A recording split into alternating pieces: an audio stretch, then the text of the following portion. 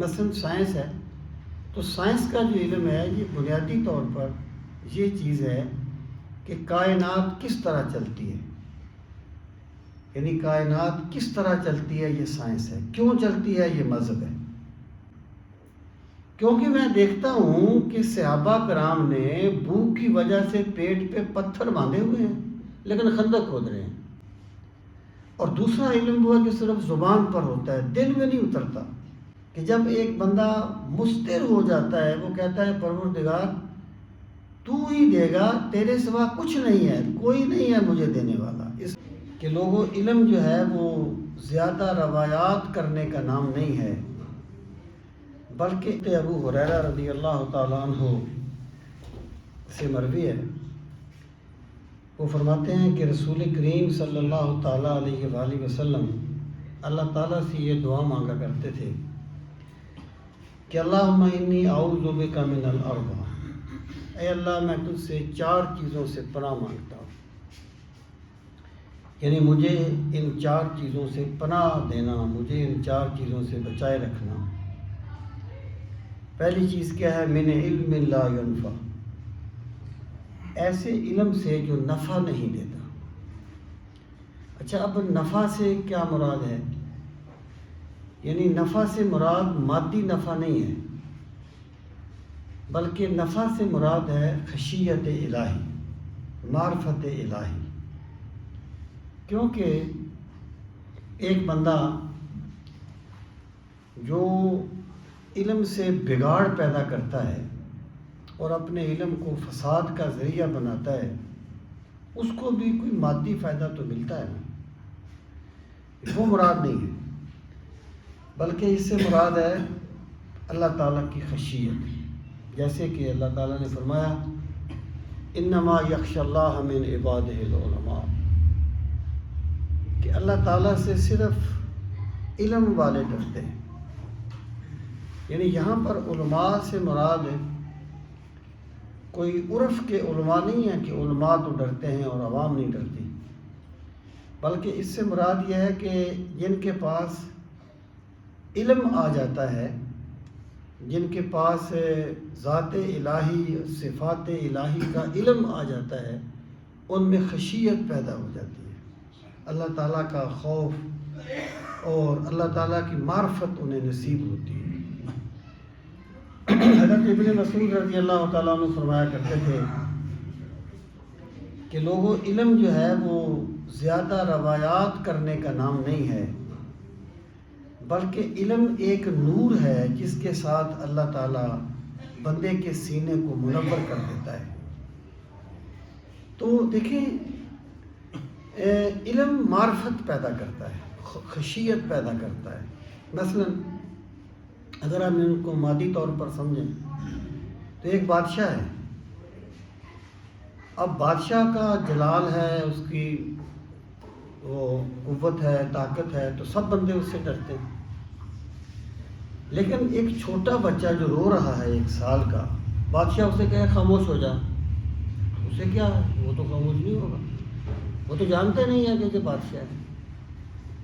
اسی طریقے سے جو بندہ اللہ تعالیٰ کی معرفت حاصل کر لیتا ہے، اس میں خشیت الہی پیدا ہو جاتی ہے۔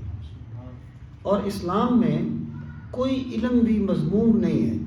مثلا سائنس ہے تو سائنس کا جو علم ہے یہ بنیادی طور پر یہ چیز ہے کہ کائنات کس طرح چلتی ہے، یعنی کائنات کس طرح چلتی ہے یہ سائنس ہے، کیوں چلتی ہے یہ مذہب ہے۔ اب یہ ہے کہ اگر ایک بندہ یعنی کائنات میں غور کرے گا، ان سیاروں، ستاروں اور ان فلکیات میں جتنا بھی وہ غور کرے گا، اس پر اللہ تعالیٰ کی عظمت اور اللہ تعالیٰ کا جلال اس پر طاری ہوگا۔ اور رسول کریم علیہ الصلوۃ والسلام نے فرمایا العلم علمان، علم فی القلب فذلک العلم النافع، کہ علم کی 2 قسمیں ہیں۔ ایک علم وہ ہے جو دل میں اترتا ہے، آپ نے فرمایا یہی علم نافع ہے۔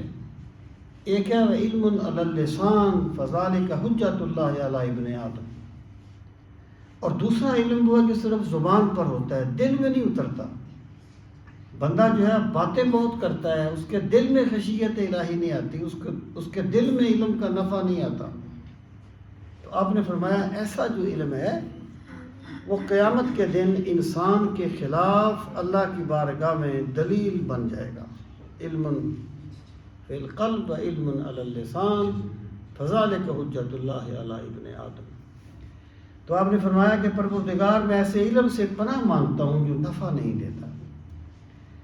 ومن قلب لا یخشع، اور میں ایسے دل سے پناہ مانگتا ہوں جو عاجزی نہیں کرتا، جو تیرے سامنے جھکتا نہیں ہے، جس میں عجز و انکسار نہیں آیا.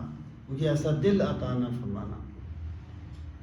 ومن نفس لا تشبع، اور ایسے نفس سے پناہ مانگتا ہوں جو سیراب نہیں ہوتا، یعنی ہوس اس پہ سوار ہو جاتی ہے، جتنا بھی اس کے پاس مال آ جائے لیکن اس کی جو ہوس ہے وہ ختم نہیں ہوتی.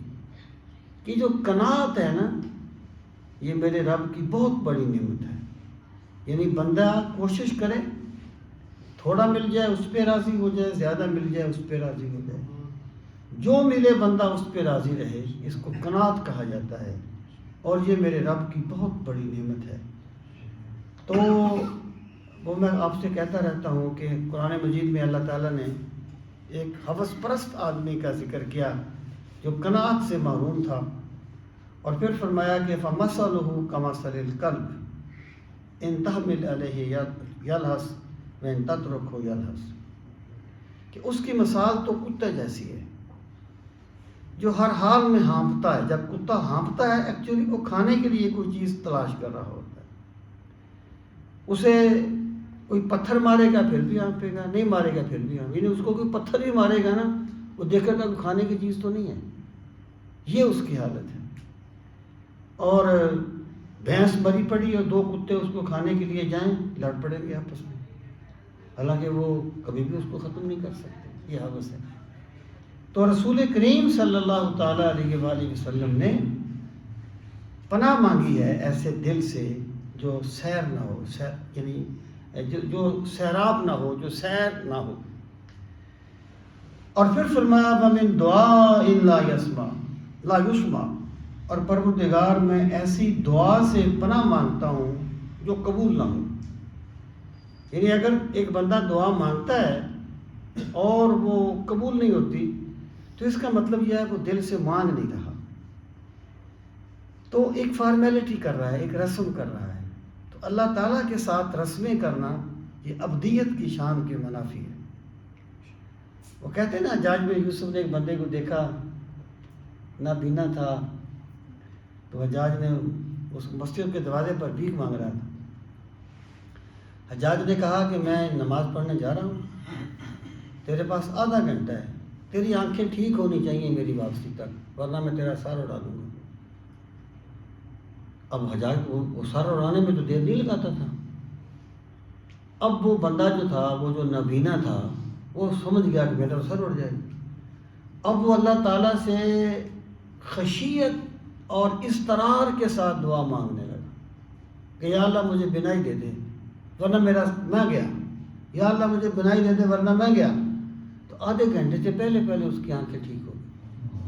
اصل میں یہ جو اضطرار ہے نا، اَمَّن یُجِیبُ الْمُضْطَرَّ اِذَا دَعَاهُ، کہ جب ایک بندہ مضطر ہو جاتا ہے وہ کہتا ہے پروردگار تو ہی دے گا، تیرے سوا کچھ نہیں ہے، کوئی نہیں ہے مجھے دینے والا. اضطرار جو ہے نا، یہ ہے دعا کی قبولیت کی شرط. مکفہ اور مسجع جملے دعا کی قبولیت کی شرط نہیں ہے. دعا کی قبولیت کی شرط اپنے آپ کو بے بس کر دینا ہے اللہ کی بارگاہ میں. تو آپ نے فرمایا کہ پروردگار میں اس دعا سے پناہ مانگتا ہوں لا یسمع، جو سنی نہ جائے، جو قبول نہ کی جائے. یہاں یسمع جو ہے وہ مطلق سننے کے معنی میں نہیں ہے، قبول کرنے کے معنی میں ہے. جیسے آپ کہتے ہیں کہ میں نے اسے 100 مرتبہ کہا، وہ میری سنتا ہی نہیں. سنتا نہیں سے کیا مراد ہے؟ میری مانتا نہیں. وعن عمر رضی اللہ تعالیٰ عنہ قال کان رسول اللہ صلی اللہ علیہ وسلم یتعوذ من خمس. حضرت عمر رضی اللہ تعالیٰ عنہ فرماتے ہیں کہ رسول کریم صلی اللہ تعالیٰ علیہ وسلم پناہ مانگا کرتے تھے 5 چیزوں سے. من الجبن، بزدلی سے، کہ پروردگار مجھے بزدلی سے بچا. والبخل، اور بخل سے. بخل کیا ہے؟ کہ یہاں اللہ تعالیٰ نے صرف کرنے کا حکم دیا ہے، وہاں بندہ صرف نہ کرے. یعنی اگر ایک بندہ جو ہے وہ ناجائز کاموں میں بے تحاشا دولت لٹا دے تو وہ سخی نہیں ہے، وہ فضول خرچ ہے. اچھے کاموں میں خرچ کرنا یہ سخاوت ہے. تو بخل کیا ہے؟ کہ جہاں اللہ نے حکم دیا ہے وہاں بندہ صرف نہ کرے. وسوء العمر، اور بری عمر سے، یعنی وہ عمر جس میں ایک بندہ بالکل ہی یعنی بندوں کا محتاج ہو جاتا ہے. اللہ تعالیٰ سے آپ پناہ مانگا کرتے تھے کہ مالک مجھے اس عمر سے محفوظ فرمانا. وفتنة الصدر، اور دل کے سینے کے فتنہ سے. سینے کے فتنہ کیا ہے؟ کہ دل میں منفی خیالات آ جائیں، بغض ہو جائے، حسد ہو جائے، کینہ ہو جائے، دوسروں کو ذلیل کرنے کا جذبہ سر پہ سوار رہے. وعذاب القبر، اور پروردگار میں عذاب قبر سے پناہ مانگتا ہوں. تو سرکار ان چیزوں سے پناہ مانگا کرتے.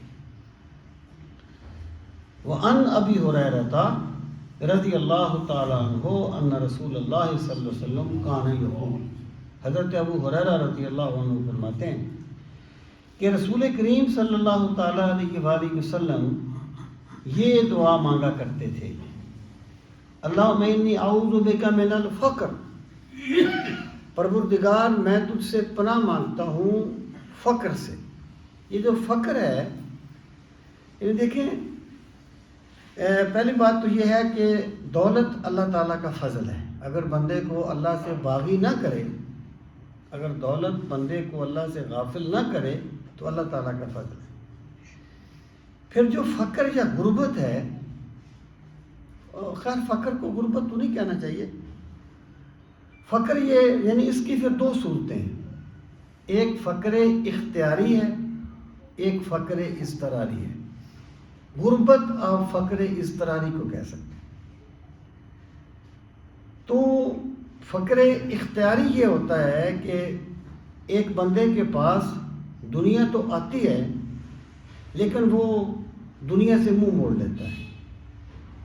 جیسے رسول کریم علیہ الصلوۃ والسلام نے فرمایا کہ اللہ تعالیٰ نے مجھے فرمایا کہ اگر آپ کہیں تو میں مکے کے پہاڑوں کو سونے کا بنا دوں. تو میں نے عرض کیا پروردگار میں یہ نہیں چاہتا، میں چاہتا ہوں کہ ایک وقت میں کھاؤں تیرا شکر ادا کروں اور دوسرے وقت میں بھوکا رہوں اور میں صبر کروں. یعنی دنیا آئی لیکن آپ نے اس کو اختیار نہیں کیا. یہ جو مقربین الہی ہیں ان کا فقر اختیاری ہوتا ہے اور یہ کمال ہے. فقر اختیاری کمال ہے. وہ پھر مجھے وہ بات یاد آ گئی، وہ ہمارے ایک استاد تھے چھٹی سال میں، اردو پڑھاتے تھے، مسلک شیعہ تھے. تو وہ کہا کرتے تھے، یہ تو شعر ہے نا کہ سلام اس پر کہ جس کے گھر نہ چاندی تھی نہ سونا تھا، سلام اس پر کہ ٹوٹا بوریا جس کا بچھونا تھا. کہتے تھے دیکھو یہ مسلمان لوگوں کو بتاتے ہیں کہ ہمارے نبی غریب تھے، یعنی وہ اطعان کرتے تھے گویا کہ یہ. تو پھر یعنی جب بعد میں اس کی طرف مائل ہوئے، اللہ تعالیٰ نے دین کی طرف مائل کیا، تو بات یہ سمجھ آئی کہ سرکار کا فقر جو تھا وہ فقر اختیاری تھا، فقر اضطراری نہیں تھا. یعنی ایک بندہ اگر چاہے کہ میرے پاس دنیا جہان کی دولت آ جائے، آئے نہیں اس کے پاس، تو اس کا فقر تو اضطراری ہے نا، اس کا تو کوئی کمال نہیں ہے. ہاں اگر کسی بندے نے کوشش کی ہے، اس کے پاس دولت نہیں آئی اور وہ صبر کرتا ہے تو پھر بھی کمال ہے. یعنی وہ صبر کرتا ہے، اللہ تعالیٰ کے ہر حال میں اللہ تعالیٰ پر راضی رہتا ہے تو پھر بھی کمال ہے. اور یہ بھی ایک حقیقت ہے کہ اللہ تعالیٰ کی بندگی کرنے میں ہمیشہ غریب لوگ مجموعی طور پہ آگے رہے ہیں. یہ بھی ایک حقیقت ہے، یہ زمینی حقیقتیں. لیکن دوسری حقیقت کیا ہے؟ دوسری حقیقت یہ ہے، جب فرمایا نا رسول کریم علیہ الصلوۃ والسلام نے کہ قاد الفقر ان یکون کفرا، ممکن ہے کہ غربت بندے کو کفر تک لے جائے. یعنی کبھی ایسا بھی ہوتا ہے کہ غربت بندے کو کفر تک لے جاتی ہے. بولے شاہ نے کہا تھا 5 رکن اسلام دے 6واں بولیا ٹوک، جے کر 6واں نہ رہے تو 5 جاندے مک. یعنی وہ جو ایک ہوتی نا کیفیت وہ میرے ایک دوست نے بہت عرصہ پہلے مجھے کہا، کہنے لگا تم خواہ کہتے رہتے ہو یہ مشن ہوتا ہے مشن ہوتا ہے. کہتا جس کے گھر میں شام کی روٹی کے لیے آٹا نہ ہو نا، اسے مشن کی فکر نہیں ہوتی، اسے روٹی کی فکر ہوتی. میں نے اسے کہا یار اپنے اعتبار سے تو ہم کہہ سکتے ہیں کہ آپ کی بات صحیح ہے، یعنی اگر ہم اپنی بات کریں ہمارے اعتبار سے تو بات آپ کی صحیح ہے، لیکن یہ اوور آل صحیح نہیں ہے. کیونکہ میں دیکھتا ہوں کہ صحابہ کرام نے بھوک کی وجہ سے پیٹ پہ پتھر باندھے ہوئے ہیں لیکن خندق کھود رہے ہیں، خندق کھود رہے ہیں. ان کو تو روٹی کی فکر نہیں ہے نا. جب ایمان کامل ہو جاتا ہے تو پھر بندہ پھر یہ بات نہیں رہتی. لیکن یہ ایک پہلو ضرور ہے کہ عمومی حالات میں یہ چیز ایسی ہوتی ہے جس سے بندے کا ایمان بہت بڑے امتحان میں پڑ جاتا ہے. اور رسول کریم صلی اللہ تعالیٰ علیہ وآلہ وسلم نے تعلیم دی ہے کہ اللہ تعالیٰ سے ہمیشہ عافیت مانگی جائے، ہمیشہ سلامتی کا سوال کیا جائے. یعنی کبھی بندہ نہ یہ کہے کہ یا اللہ میں بڑا صابر ہوں، میں بڑا مستقیم ہوں، تو مجھے آزما، تو میرا فلاں فلاں نقصان کر، دیکھ میں صبر نہ. بندے کو چاہیے کہ اللہ سے عافیت مانگے، بس اللہ العافیہ، اللہ سے ہمیشہ عافیت مانگو. پھر خدا کی طرف سے جو فیصلہ آئے بندہ اس کے سامنے سر تسلیم خم کر دے. اگر بخشے زہے قسمت نہ بخشے تو شکایت کیا، سر تسلیم خم ہے جو مزاج یار میں آئے. تو یہ آپ نے جو فرمایا کہ میں فقر سے پناہ مانگتا ہوں، تو یہ وہ زمینی حقیقت ہے جو عام لوگوں کے اعتبار سے ہے کہ کبھی کبھی بھوک بندے کو بہت زیادہ ایمان کو سخت آزمائش میں ڈال دیتی. والقلت، اور میں قلت سے پناہ مانگتا ہوں. مطلق لفظ بول رہا ہوں. قلت سے مراد یعنی مال کی قلت بھی ہو سکتا ہے، اچھے جذبات کی قلت بھی ہو سکتا ہے، اچھی خوبیوں کی قلت بھی ہو سکتا ہے. قلت وذلت، اور ذلت یعنی پروردگار عالم میں ذلت سے پناہ مانگتا ہوں. ذلت کا لفظ عزت کے مقابلے میں ہے، یعنی مراد یہ ہے کہ میں ایسا نہ ہو جاؤں کہ لوگ مجھے حقیر جانیں. یہ جو صوفیہ میں ایک ملامتی گروہ پایا جاتا ہے، ایکچولی ان کا وہ مطلب نہیں ہے جو لوگوں نے سمجھا ہے. یعنی وہ خود اپنے آپ کو ذلیل نہیں کرواتے، بلکہ اگر کوئی بندہ اپنے آپ کو ملامت کروانے کے لیے فرض کو ترک کر دیتا ہے یا سنت کو ترک کر دیتا ہے تو ارباب تصوف اس کو گمراہ کہتے ہیں. ان کے نزدیک ملامت سے مراد یہ ہے کہ اللہ تعالیٰ کا حکم ماننے میں کسی ملامت کی پرواہ نہ کی جائے، یا اپنے تکبر کو توڑنے کے لیے کوئی ایسا کام کیا جائے جو فی نفس سے ہی جائز ہو. مثلا ایک بڑا بندہ ہے، اس کی بڑی ایک معاشرے میں ٹور ہے اس کی. اب وہ اگر 2 کلو آلو اٹھا کے شاپر میں گھر لائے گا تو لوگ اسے عجیب نظروں سے دیکھیں گے نا، لیکن ایکچولی یہ اس کے تکبر کو ختم کرنے کا ایک ذریعہ ہوگا. تو ارباب تصوف سے حضرت عمر فاروق رضی اللہ تعالیٰ عنہ کے بارے میں شاہ ولی اللہ محدث دہلوی نے لکھا ہے کہ ایک مرتبہ ممبر پر بیٹھے لوگ اکٹھے ہوئے، ممبر پر بیٹھے اور فرمایا میں عمر خطاب، اپنے دور خلافت میں عمر خطاب کا بیٹا ہوں اور میں فلاں قبیلے کی بکریاں چرایا کرتا تھا اور وہ مجھے اتنی کھجوریں اجرت دیا کرتے تھے. یہ بات کہہ کے ممبر سے نیچے اتر آئے. عبد الرحمن بن عوف رضی اللہ عنہ ان کے بڑے بے تکلف دوست تھے. کہنے لگے امیر المومنین یہ آپ نے کیا کیا، اس کی کیا ضرورت تھی، آپ نے یہ کیوں کیا؟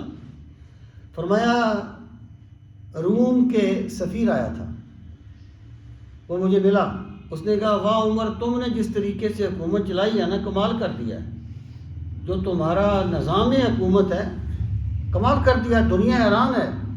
تو میرے دل میں کچھ برتری کا احساس پیدا ہوا. تو میں نے کہا کہ میں بتاؤں اپنے نفس کو کہ تو کیا ہے. تو یہ ہوتی ہے صوفیاء کے نزدیک ملامت. یہ نہیں ہے کہ نماز نہ پڑھو تاکہ لوگ مجھے برا کہیں، شریعت کی مخالفت کرو تاکہ لوگ، ارباب تصوف کبھی اس کی تائید نہیں کرتے. تو آپ نے ذلت سے اللہ تعالیٰ کی پناہ مانگی ہے. ذلت عزت کے مقابلے. وَأَعُوذُ بِكَ مِنْ أَنْ أَظْلِمَ أَوْ أُظْلَمَ. پروردگار میں اس چیز سے بھی پناہ مانگتا ہوں کہ میں کسی پہ ظلم کروں یا مجھ پہ کوئی ظلم کرے. یعنی نہ میں ظالم بنوں نہ مظلوم بنوں. جیسے آپ نے فرمایا نا کہ مومن جو ہے وہ نہ کسی کو دھوکہ دیتا ہے نہ کسی سے دھوکہ کھاتا ہے. یہ ہوتی ہے مومن کی شان. وَرَوَاهُ أَبُو دَاوُود وَالنَّسَائِي وَعَنْهُ أَنَّ رَسُولَ اللَّهِ صَلَّى اللَّهُ عَلَيْهِ وسلم كَانَ يَقُولُ. انہی سے مروی ہے کہ رسول کریم علیہ السلام یہ فرمایا کرتے تھے اللہم انی اعوذ بک من الشقاق، کہ پروردگار عالم میں عداوت سے پناہ مانگتا ہوں. یعنی میرے دل میں کسی بندے کے بارے میں دشمنی آ جائے، بغض آ جائے کسی بندے کے بارے میں اس شقاق سے پناہ مانگتا ہوں. والنفاق، اور منافقت سے پناہ مانگتا ہوں. وسوء الاخلاق، اور برے اخلاق سے پناہ مانگتا ہوں. یعنی کوئی ایسا طریقہ، کوئی ایسی عادت جس کی وجہ سے مخلوق کو نقصان پہنچے، جو سوء خلق میں آتا ہو، میں اس سے پناہ مانگتا ہوں. وعنہ ان رسول اللہ صلی اللہ علیہ وسلم کان یقول اللہم انی اعوذ بک من الجوع. رسول کریم علیہ السلام یہ دعا مانگا کرتے تھے، اے اللہ میں تجھ سے پناہ مانگتا ہوں بھوک سے. ایک تو یہ نا بھوک کسی تربیت کا مرحلہ ہو، یعنی روزہ جو ہے یہ ہر مذہب میں رہا ہے. یعنی جو غیر آسمانی مذاہب ہیں ان میں بھی روزے کا تصور ہے. یہ بندہ ویسی روزہ رکھے اپنے نفس کی تربیت کے لیے، وہ اس سے مراد نہیں ہے. اس سے مراد یہ ہے کہ بندے پر تو یہ ہوس سوار ہو کہ میں اعلیٰ سے اعلیٰ کھانا کھاؤں لیکن وہ کھا نہ سکے. یعنی اضطراری کی حالت میں بھوک، اس سے میں تیری پناہ مانگتا ہوں. فَإِنَّهُ بِئْسَ الدَّجِی، کیونکہ یہ بہت برا ساتھی ہے بستر پر. یعنی دجی کا معنی ہے بستر پر ساتھ لیٹنے والا، تو اس سے مراد ہے ساتھی. وَأَعُوذُ بِکَ مِنَ الْخِیانَةِ، میرے مالک میں تجھ سے پناہ مانگتا ہوں کہ میں کوئی خیانت کروں. خیانت اللہ کے ساتھ بھی ہو سکتی ہے، بندوں کے ساتھ بھی ہو سکتی ہے، دوستوں کے ساتھ بھی ہو سکتی ہے. اوورال لفظ ہے. فَإِنَّهَا بِئْسَتِ الْبَطَانَةِ، کیونکہ یہ بہت برا دوست ہے. وعن انس ان رسول اللہ صلی اللہ علیہ وسلم کان یقول، حضرت انس رضی اللہ عنہ فرماتے ہیں کہ رسول کریم علیہ السلام یہ دعا مانگا کرتے تھے اللہم انی اعوذ بک من البرص، اے اللہ میں برص سے پناہ مانگتا ہوں، جس میں چمڑی انسان کی اتر جاتی ہے. والجذام، جذام سے پناہ مانگتا ہوں. یہ جذام کیا اسے کہ کوڑ سے پناہ مانگتا ہوں. والجنون، پاگل پن سے پناہ مانگتا ہوں. ومن سی الاسقام، اور بری بری بیماریوں سے پناہ مانگتا ہوں. نہ جانے کتنی قسم کی بیماری ہیں، اللہ تعالیٰ محفوظ رکھے. وعن قطبہ بن مالک رضی اللہ عنہما قال کان النبی صلی اللہ علیہ وسلم یقول اللہم انی اعوذ بک من منکرات الاخلاق. پروردگار عالم میں تجھ سے پناہ مانگتا ہوں برے اخلاق سے. والاعمال، برے اعمال سے. والاہواء، اور بری خواہشات سے. یہ دیکھیں یہ دعائیں ہیں. بندہ جب دعا مانگتا ہے تو وہ عموماً کوئی دنیا کی چیز مانگتا ہے جس کا تعلق اس کی دنیا کے ساتھ ہوتا ہے. ٹھیک ہے، بندہ سب کچھ اللہ تعالیٰ سے مانگتا ہے، مانگنا چاہیے، لیکن بندے کو اپنے ایمان کو مضبوط کرنے والی دعائیں بھی مانگنی چاہیے. تو رسول کریم صلی اللہ علیہ وسلم اس طریقے سے دعا مانگیں. ان شتید بن شکل بن حمید ان نبی قال قلت یا نبی اللہ، کہتے ہیں میں نے کہا اے اللہ کے نبی صلی اللہ علیہ وسلم علمنی تعویذا اتعوذ به، کہ مجھے کوئی ایسی پناہ بتا دیجئے جس کے ساتھ میں اللہ کی پناہ چاہوں. پناہ مانگنے کا طریقہ سکھائیے جس کے ساتھ میں اللہ تعالیٰ کی پناہ چاہوں. قال، آپ نے فرمایا قل، تو کہہ اللہم انی اعوذ بک من شر سمعی، پروردگار عالم میں اپنے کانوں کی کوئی برائی سننے سے تجھ سے پناہ مانگتا ہوں. یعنی میں پناہ مانگتا ہوں کہ میرے کان کوئی بری بات سنیں، کوئی برا الفاظ سنیں. وَأَعُوذُ بِكَ مِن شَرِّ بَشَرِّ بَصَرِی، اور اپنی آنکھ کے شر سے. یعنی میری آنکھ کسی ایسی جگہ پر پڑے جو شر ہو. وَشَرِّ لِسَانِی، اور اپنی زبان کے شر سے. یعنی میری زبان جو ہے اس سے کوئی ایسا لفظ نکلے رسول کریم علیہ الصلوۃ والسلام نے فرمایا نا کہ بہت سے لوگ صرف اپنی زبان کی وجہ سے جہنم میں جائیں گے، یعنی ان کی باتیں ان کو جہنم میں لے جانے کا سبب بن جائیں گی۔ بشر قلبی، اور اپنے دل کے شر سے، یعنی میرے دل میں کوئی برا خیال آ جائے، میرے دل میں کوئی ایسی بات بیٹھ جائے جس سے میں کسی کا نقصان کروں۔ وشر منیتی، اور بری خواہشات سے میں تیری پناہ مانگتا ہوں، یعنی میری خواہشات بھی تیرے حکم کے تابع ہونی چاہیے۔ وعن ابی الیسر ان رسول اللہ صلی اللہ علیہ وسلم کان یدعو اللہم انی اعوذ بک من الہدم، فرماتے ہیں کہ رسول کریم صلی اللہ تعالی علیہ وسلم یہ دعا مانگا کرتے تھے، اللہم انی اعوذ بک من الہدم، اے اللہ میں تجھ سے پناہ مانگتا ہوں کہ کوئی چیز مجھ پہ گرے، یعنی دیوار گر جائے، بندہ نیچے آ جائے، یعنی کسی چیز کے گرنے سے پناہ مانگتا ہوں۔ وَأَعُوذُ بِكَ مِنَ التَّرَدِّ، اوپر سے گرنا، اس سے بھی میں پناہ مانگتا ہوں۔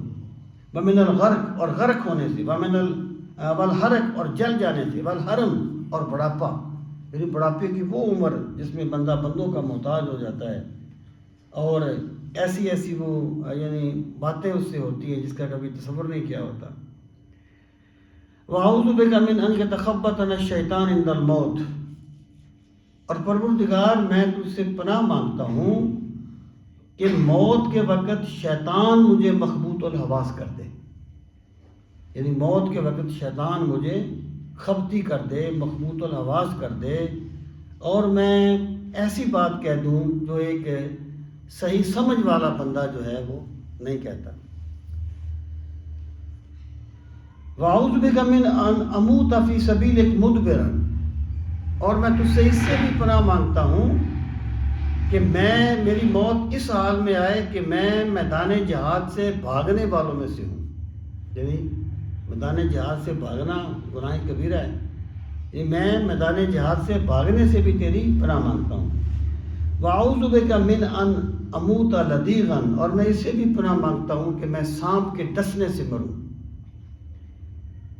وَعَنْ مُعَاذٍ عَنِ النَّبِيِّ صلی اللہ علیہ وسلم قال استعیذوا باللہ من طمع یہدی الی طبع، رسول کریم علیہ الصلوۃ والسلام نے فرمایا کہ اللہ تعالیٰ سے پناہ مانگا کرو ایسے لالچ سے جو مہر لگانے تک پہنچ جاتا ہے، یعنی بندے کے دل میں ایسا لالچ آ جائے کہ سزا کے طور پہ اللہ تعالیٰ اس کے دل پہ مہر لگا دے، اس پر ہدایت کے دروازے بند کر دے، تو پروردگار عالم سے ایسے طمع سے، ایسے لالچ سے بھی پناہ مانگا کرو۔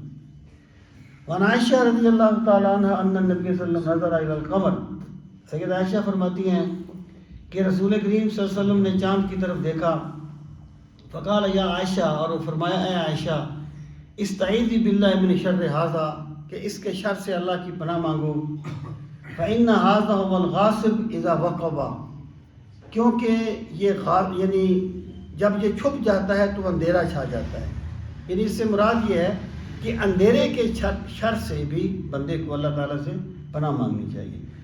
وعن عمران بن حسین قال کان النبی صلی اللہ علیہ وسلم لے ابی یا حسین، یعنی وہ کہتے ہیں کہ عمران کہتے ہیں کہ سرکار نے میرے والد حسین سے کہا کم تابت الیوم الہن، آج کل تم کتنے معبودوں کی عبادت کرتا ہے، مسلمان نہیں تھے، کتنے معبودوں کی عبادت کرتا ہے؟ قال بھی میرے باپ نے کہا سبعۃ، سات کی، یہ اس پر مس پرنٹنگ سے آ رہی، ستن فی الارض، 6 زمین میں ہے، وواحدن فی السماء، اور ایک آسمان میں ہے، یعنی میں 7 خداؤں کی عبادت کرتا ہوں، 6 بت ہوں گے اس کے 6 زمین میں، اور 7واں اللہ تعالیٰ کی ذات، کیونکہ مشرک جو تھے وہ اللہ تعالیٰ کی ذات کو مانتے تو تھے۔ فَأَيُّهُمْ، جی واحدن فی السماء، قال، تو سرکار نے فرمایا فَأَيُّهُمْ تَعُدُّ لِرَغْبَتِكَ تَعِدُّ لِرَغْبَتِكَ وَرَغْبَتِكَ، یعنی ان میں سے کون ہے جس سے تو کوئی لالچ کی امید رکھتا ہے، جس سے تیرے دل میں خوف پیدا ہوتا ہے؟ قال الذی فی السماء، کہنے لگے بس وہ تو صرف وہی الہ ہے جو آسمان میں ہے، یعنی میرے دل میں جو رغبت ہوتی ہے کسی چیز کے مانگنے کی، پھر تو میں اضطراری طور پہ آسمان والے رب کو پکارتا ہوں۔ قال یا حسین، آپ نے فرمایا اے حسین، اما انک لو اسلمت علمتک کلمتین تنفعانک، کہ ایسا نہیں ہے کہ تو اسلام قبول کر لے تو میں تجھے 2 ایسی باتیں سکھاؤں گا جو تجھے نفع دیں گی. قالا، وہ کہتے ہیں فلما اسلم حسین، جب حسین نے اسلام قبول کیا، قالا یا رسول اللہ، کہنے لگے اللہ کے رسول صلی اللہ علیہ وسلم، علمنی الکلمتین اللتین وعدتنیھا، کہ وہ مجھے 2 باتیں سکھائیں جو آپ نے وعدہ فرمایا تھا مجھ سے. تو فقالا، تو سرکار نے فرمایا قل اللہم الہمنی رشدی، کہ پروردگار میرے لیے ہدایت کو میرے دل میں ڈال دیا کر. یعنی ہدایت میں اپنی تدبر سے حاصل نہیں کروں گا، ہدایت مجھے تب ملے گی جب تیرا کرم میرے سامنے حاصل ہو. اللہم علمنی رشدی، مجھے ہدایت کا الہام فرما، میرے دل میں ڈال دے. وَأَعِذْنِي مِنْ شَرِّ نَفْسِي، اور مجھے میرے نفس کے شر سے پناہ دے دے. یعنی بندے میں جو نفس امارہ رکھا گیا ہے، ہر برائی کا سبب تو وہی بنتا ہے نا. تو اپنے نفس کے شر سے پناہ مانگا کر اور اللہ تعالیٰ سے ہدایت کی دعا مانگا کر. ان کلمات، یہ جو 2 کلمات ہیں، یہ تیرے لیے خیر کے دروازے کھول دیں گے. وعن عمرو بن شعیب عن ابیہ عن جدہ ان رسول اللہ صلی اللہ علیہ وسلم قال اذا فزع احدکم فی النوم، سرکار نے فرمایا جب تم میں سے کوئی بندہ ڈر جائے نیند میں، خواب دیکھ لیا بڑا ڈرانا سا، فلیقل، اسے چاہیے کہ وہ یہ کہے اعوذ بکلمات اللہ التامات من غضبہ و عقابہ، میں اللہ تعالیٰ کے مکمل کلمات سے پناہ مانگتا ہوں اللہ تعالیٰ کے غضب سے اور اس کی سزا سے. وشر عبادہ، اس کے بندوں کے شر سے. یعنی اعوذ بکلمات اللہ التامات من غضبہ و عقابہ وشر عبادہ ومن ہمزات الشیاطین وان یحضرون، اور شیطانی وسوسوں سے پناہ مانگتا ہوں اور اس سے بھی پناہ مانگتا ہوں کہ شیطان میرے پاس آئیں. فَإِنَّهَا لَن تَضُرَّهُ، جب وہ یہ دعا مانگ لے گا تو خواب اسے جو آیا تھا اس سے اسے کوئی نقصان نہیں ہوگا. یہ کلمات ہیں. اور ایک اور روایت میں ہے کہ اگر کوئی بندہ ایسا خواب دیکھے جو ڈرانا ہو، بندہ ڈر جائے، تو بندہ جب اس کی آنکھ کھولے تو اپنی بائیں طرف 3 مرتبہ تھوکے اور پھر کہے اعوذ باللہ من الشیطان الرجیم. اگر خواب میں کوئی بری چیز کی طرف اشارہ بھی تھا تو اس کے صدقے میں اللہ تعالیٰ اس سے محفوظ رکھے. وکان عبداللہ بن عمر یعلمها من بلغ من ولدہ، اور عبداللہ بن عمر جو ہیں وہ یہ کلمات اپنے بچوں کو سکھایا کرتے تھے، جو بچہ بھی بالغ ہو جاتا اس کو سکھا دیتے. وَمَن لَّمْ يَبْلُغْ مِنْهُمْ كَتَبَهَا فِي سِكٍّ ثُمَّ أَلَّقَهَا فِي عُنُقِهِ، اور جو بچہ بالغ نہ ہوا ہوتا، جو نہ سیکھ سکتا، تو یہ کلمات لکھ کر یعنی ایک چمڑے میں اس کو رکھتے اور پھر اس کے گلے میں لٹکا دیتے. عبداللہ بن عمر، یہ تعویذ کی جواز پر دلیل ہے. عن انس قال قال رسول صلی اللہ علیہ وسلم من سأل الجنت 3 مرات، جس بندے نے 3 مرتبہ اللہ تعالیٰ سے جنت مانگی، قالت الجنہ، تو جنت یہ کہتی ہے اللہم ادخلہ الجنہ، اے اللہ اس بندے کو جنت میں داخل فرما. فمن استجار من النار 3 مرات، جس بندے نے 3 مرتبہ آگ سے پناہ مانگی، قالت النار، تو آگ یہ کہتی ہے اللہم اجرہ من النار، پروردگار اسے آگ سے پناہ عطا فرما.